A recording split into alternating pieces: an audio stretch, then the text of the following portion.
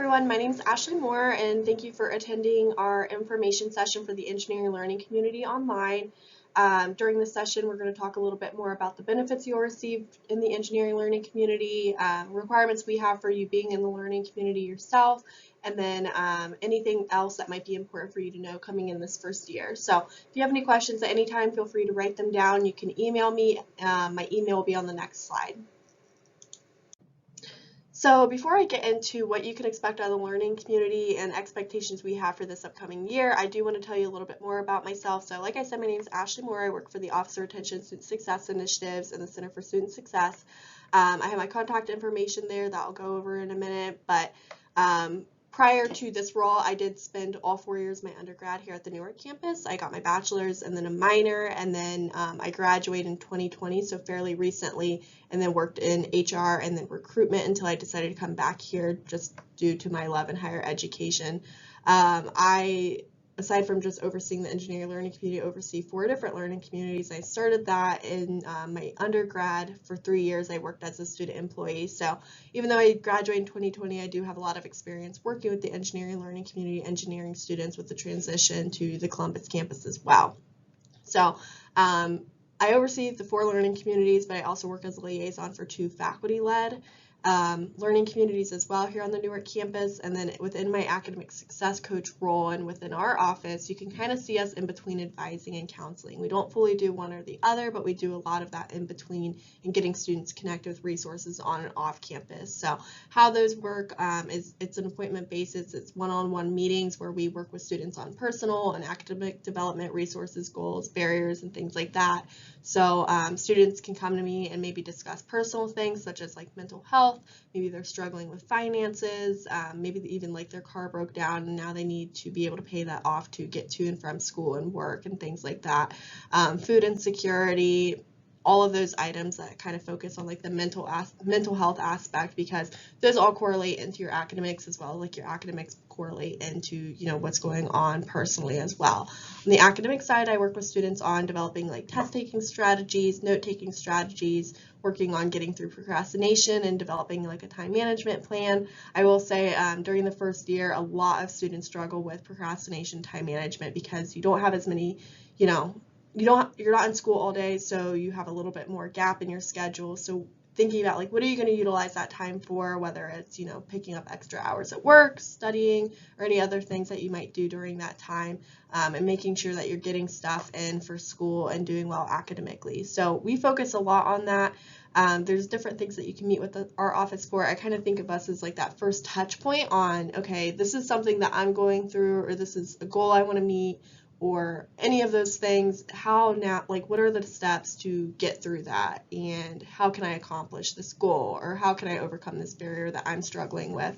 So that is what our office does. You can think of retention as in retaining students in the university. So whether it's a barrier or a goal you're trying to reach, what are resources that we can provide on and off campus that help you be successful in whatever way that success might mean to you during your first year.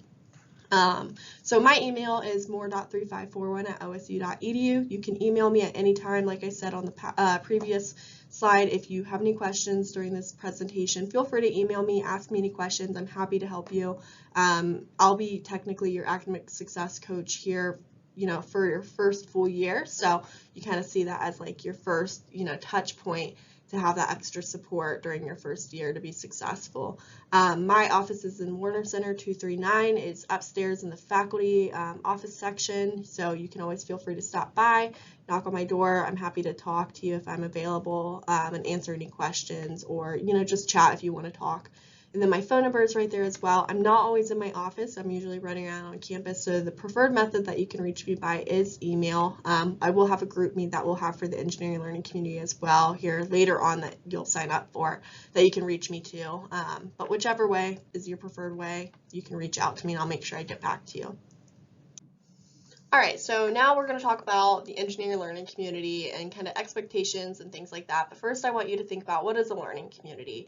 Obviously you all apply to be in the engineering learning community, were accepted within the program, but what does that really mean? Think about like, what were you planning on getting out? Was it the benefits of, taking engineering 1181, 1182 during your first year? Was it the opportunity of having a community with students that are within the engineering major as well? Did you want support with the transition to the Columbus campus and applying for your specific major within the College of Engineering? There's a lot of different things that are within a learning community. So on the next few slides, we're going to talk about like the benefits and things like that. So by definition, a learning community is a group of students that are going to have common characteristics such as like, their major, so engineering for you all, characteristics, backgrounds, and things like that. But these students in a learning community are meeting on a regular basis. They're socializing, whether it's through events, classwork, and things of that nature, and they have a support system as far as like staff, faculty, and peer mentors. Specifically for the engineering learning community, the program is designed to help students build that strong network around their engineering major and focusing on like their career readiness and getting you prepared for internships, the transition to Columbus, and a lot more. I'd say that the instructors, so myself and then Yolanta, who I'll introduce later on a slide, believe in the coursework. We want students to be successful. We really believe in, supporting students within the transition to the Columbus campus, helping you within your major, but also allowing you to think about, what you want to do with your major and career readiness and things of that nature. So overall, our engineering learning community is not only just to help you get connected with your major and, transitioning to Columbus campus, but we're focusing on your career readiness and building that foundation for you to have a successful college career. So with any expectation of any learning community student, we do want you to register and attend all of your learning community courses. I put engage academically in those courses. So what that really means is show up, but not only show up and just sit there and listen to the lecture or whatever is going on in class, engage in it. Being a part of a learning community is building that community, and you're going to do well, even more so if you're prepared and coming to class and having discussions and engaging with your staff, faculty, and peers. So that is one of our expectations for you within the learning community. We would also like to have some consent to share information between campus professionals. What that really means is, as your academic success coach, I mentioned earlier when I introduced myself that my role is to help you overcome any barriers you might be facing, as well as achieve any goals that you might be, wanting to do as well. So that allows me to have conversations with your instructors to see how you're doing within your classes. In engineering 1181, 1182, I will have access to grades, and I meet on a regular basis with Yolanta to see how you're doing in class. And the point of this is, if you're not doing well, I can, reach out to you and say, hey, I noticed that you didn't do well in the first pop quiz, or, your assignment, or maybe you're struggling with the group work and things like that. And we can come up with a plan to be proactive versus reactive. But also, if you come to me and you say, hey, I really need help with, the transition to the Columbus campus, I'm looking to get involved in housing, but I just don't know where to start. I want some insider information on, what housing looks like, who I might be able to room with, and things like that. I could reach out specifically to my contact in housing, or someone on the Columbus campus that can be able to meet with you specifically and do those things, or even if you're looking for internships and things like that. So that is, and our conversations to overall support your best success with your major, and then being here as a first year student as well. So another expectation we have is attending the engineering learning community and all learning community events outside of class. I'll talk a little bit more about like our expectations for events and the requirements you have, but we do have events based off like your success to have you, collaborate and connect with your other peers within the learning community, or even outside professionals as well. So those benefits, those events are beneficial to your success. So attending those events not only like allows you maybe to have fun, but you can also get, career information, major information, things like that too. And then connect with your academic peer coach, and then me as your academic success coach. Make sure you're holding those conversations if I want to meet with you, trying to schedule that meeting, like I said, to be proactive versus reactive in those cases. Or just even for us to have the conversation on kudos on maybe something that you did that was really well in your class as well. And then check your OSU email every day. I am aware that students are not always checking their email every day, but I would say during the summer, check it at least once a week. And then during the semester, make sure you put it on your calendar to check it just at least maybe in the morning or in the afternoon. I know a lot of students I've met with that have missed, maybe that they're on academic probation and they didn't know until later because they didn't check their email. Or I've even missed students that have, missed an email regarding a scholarship that they got and they had to accept it by a certain due date. And that is money out the door that they missed out on because they weren't able to check their email in a timely fashion. So be sure to check your OSU email, especially because we'll send important dates, reminders, and things like that that could be beneficial for you during your first year.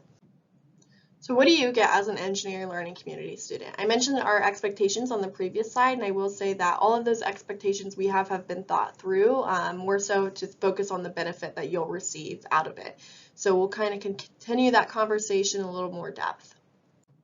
For one, we have engineering learning community events. I have a few photos here on the slides, but these are activities that are going to allow you to build connections and have support from your fellow peers and be ready for your major and things like that. You are required to attend one social and one cultural event every semester, so that's 2 events this semester. You get a grade for it in our Arts and Science Group Studies course.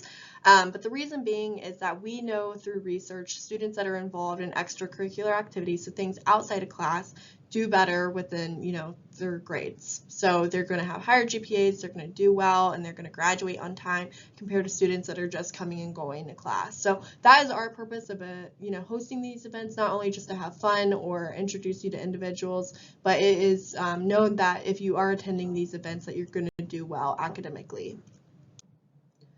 Here's a few photos from some of our learning community events in the past, but like I said, we do require the 2 events per semester. We have a cultural and social event, so some of our social events maybe could be like pumpkin painting, which you'll see on that bottom middle photo, where we invite students during fall semester to come and paint a pumpkin if they RSVP, and then we have a competition at the end to see who painted the best pumpkin. So something fun like that. We have tie-dye, we have engineering game night and pie night, so a night where we have a bunch of pie and then you guess the pie number as a competition. There's a prize at the end.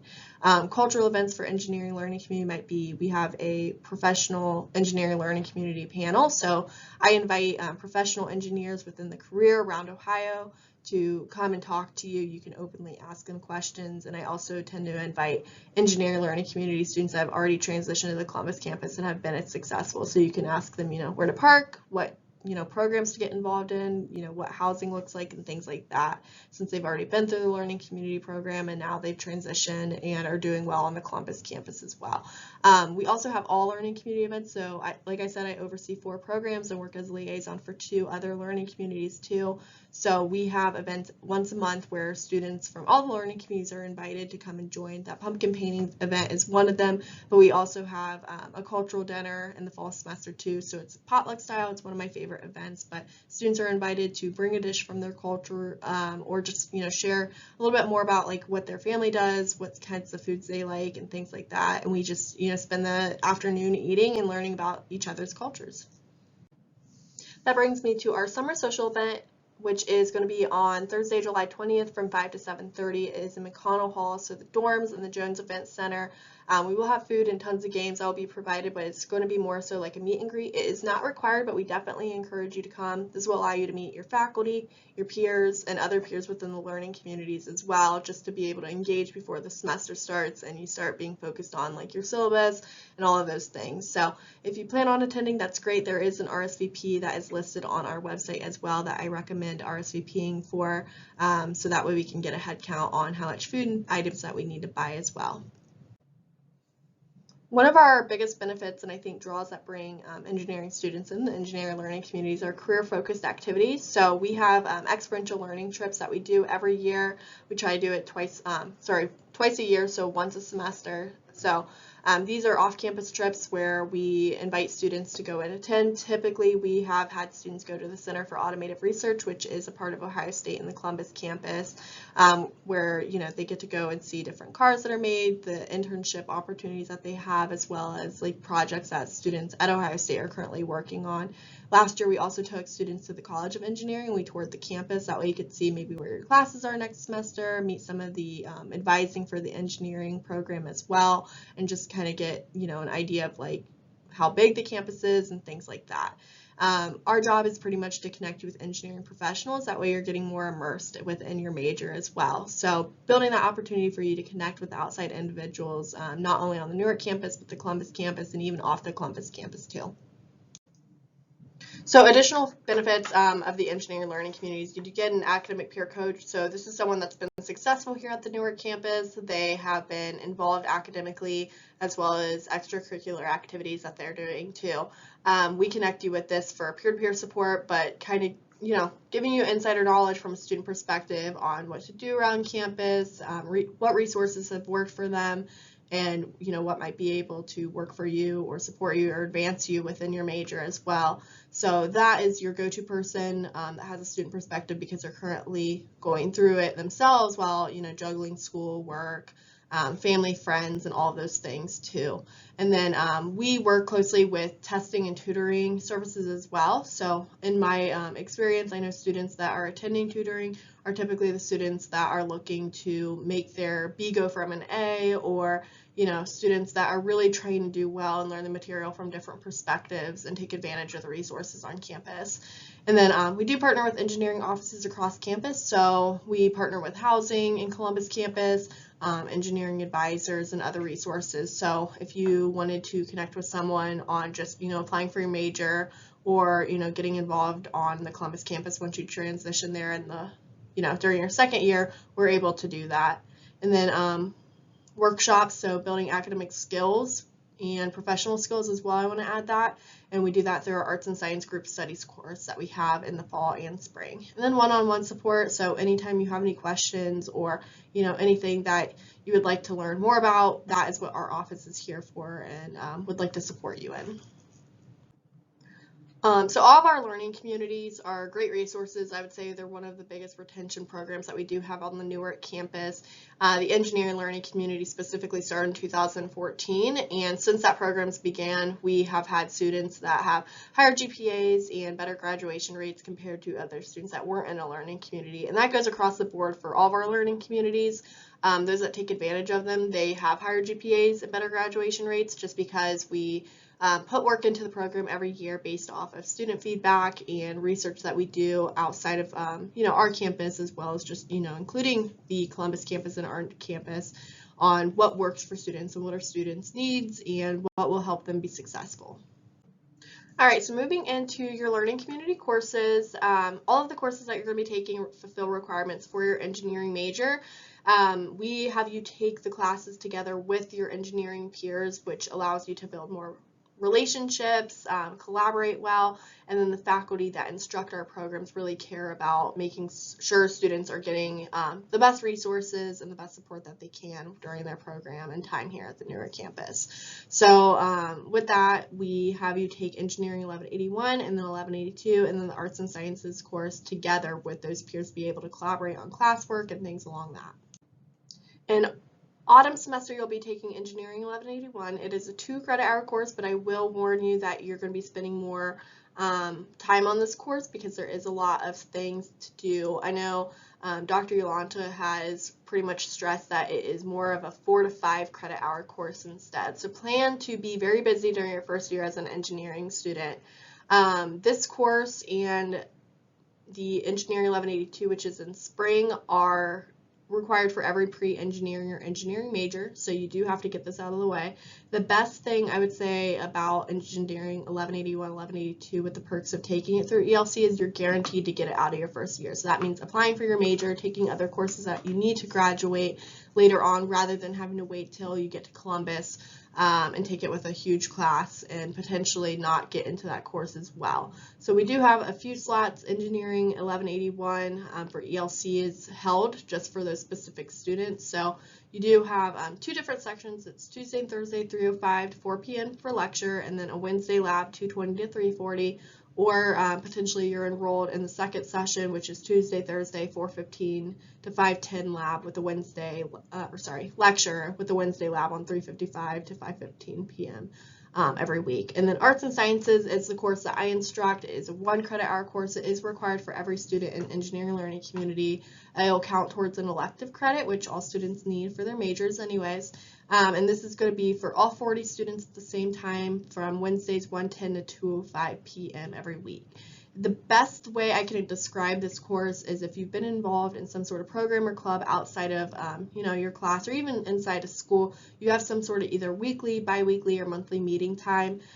So with the arts and science course, the best way that we can get you all together without having to require you to be here in the afternoons or evenings for commuter students, we have a 55-minute weekly meeting for our group. So during this, we do a lot of workshops, team building, career development, major development, helping you transition to the Columbus campus. It's preparation just for helping you prepare to be better within your major as well. So the first semester, we focus on getting you connected with resources on and off campus. So here at the Newark campus, we have a bunch of resources, and we invite speakers in to come and talk to you. And we think about, how can you be involved, extracurricular things, a lot of what I've been discussing in the past few slides. So that is pretty much it, and then we'll move on to the spring semester here in the next slide. So for spring semester, you take Engineering 1182. So this is 2 credits as well, but I will say it's more like 4 or 5. So it is required for your major, and you will have Dr. Yolanta again. So she splits, it's 2 different sections, same as fall semester. It's 20 and 20 students in each section. And then for arts and sciences, we have 1 section, which all these times and days will be given to you sometime during the fall semester, just so you're able to start thinking ahead. But that will count as an elective course. During the spring semester for arts and sciences, we are focusing a lot on getting you prepared to apply for your major, getting you connected with the Columbus campus and potentially housing, advising, and any clubs or organizations you might want to be involved in as well. And then we do career development, so building your resume, preparing your social media, and getting you ready to start thinking about internships and things like that. So this is Dr. Yolanta. I'm not going to read her bio, but feel free to pause this, or you can read it online under your faculty, under u.osu.edu/engineering LC. Her contact information is there. I do believe her best preferred method is by email, so feel free to reach out and introduce yourself before the semester if you'd like to. With this course, you are going to be very busy, so keep that in mind. And I will say for Engineering 1181, 1182, if you have not already purchased technology, Yolanta did say that Apple products do typically not work the best for the type of programming that they're using in courses. So she recommended getting something potentially like a Dell laptop or something else. So keep that in mind. You can always reach out to her for more information about that too. But bit of advice I can offer to you as students coming in that I know works for other students is if you don't already have a planner, be sure to get one. So especially within your major, you're going to be very busy juggling a lot of work. You can either, use your phone app, or you can go out and buy a written journal if you'd like. But during the first week of the semester, I would say collect all your syllabi and put in due dates, times that you plan on studying, and things like that. That way, when it's coming up, you already have it put in there, and you just have to either edit or update it along the way rather than having to do it extensively every week. That definitely helps, especially if you put it in your phone. You have those reminders coming up just to keep you on track. And I would also say put all your class times in there too. And then the other thing I could say is I already said to, reach out and introduce yourself to Dr. Yolanta, but do that with all your instructors. I know instructors are excited to meet incoming students, and building those relationships are extremely important. So feel free to reach out to your instructors, let them know who you are, what you're looking forward to in their class, if any questions you might have. Some could be, what are students struggling with this course? What do students like best about this course? It kind of builds a rapport with the instructor and leaves you off, starting off on the right foot rather than, later on, trying to build that rapport. So be sure to do that. Those tips definitely work for other students in the past. So I always make sure I give that advice. All right, so we don't have much left. If you have any questions, like I said, feel free to email me. My email will be on the last slide here. But this is going to be your ELC agreement and contract. So you can either scan this. The link is also below if you want to copy and paste it, or it's on our website too, and you should have been sent an email potentially with that link too. So feel free, you need to sign this. This will be due by the first week of classes. If you don't have it done, I'll make sure I connect with you and have you fill it out. But this is pretty much just giving us permission to know, you're in the engineering learning community, you agree with all the things that we have mentioned, you plan on partaking in the classes and attending our events and things like that. Then we have a engineering learning community GroupMe chat, so you can scan the QR code or copy the link. It's also listed on the website, and then same should have been emailed to you as well. We use GroupMe because I know students aren't always checking their email, and sometimes it's easier just to send out a quick chat in the GroupMe instead of sending out a mass email instead. So I will connect with you through GroupMe based off of just, checking in, or it could be sending you event reminders, internship updates, or any important things that you should know that's going on around on campus. It allows you also to talk with your peers in a group chat and your academic peer coach as well, so you guys can both connect. All right, and then lastly, we just have our to-do items. So fill out that engineering learning community agreement and submit it. Join the GroupMe, attend the summer social event if you're able to. That will be on July 20th from 5 to 7:30 in McConnell Hall, and then ask questions or reach out to your learning community staff and faculty. So I really do mean that. If you have any questions, feel free to email us anytime. I'm happy to answer any questions you might have. We have students reach out for questions all the time, so whatever is going to make your life easier, just let us know. We'll be able to support you in the best way that we can. Okay, so that is all I have for you all today. Thank you for listening in on our information session, learning more about the engineering learning community. Like I said, my email is more.3541@osu.edu. If you have any questions, feel free to email me. Please don't email me at the buckeyemail.osu.edu. I do not get those messages because it is my student account, so make sure it's at osu.edu. And then going forward from now, since you're now an official Ohio State student, please do not send any emails from your personal email account. I will not be able to reply to that due to FERPA regulations and your privacy and protection. So make sure you email me from your Buckeye Mail account. My phone number is listed there, but like I said, please email me first or message me on GroupMe. But thank you all, and I'm looking forward to having a great first year with you.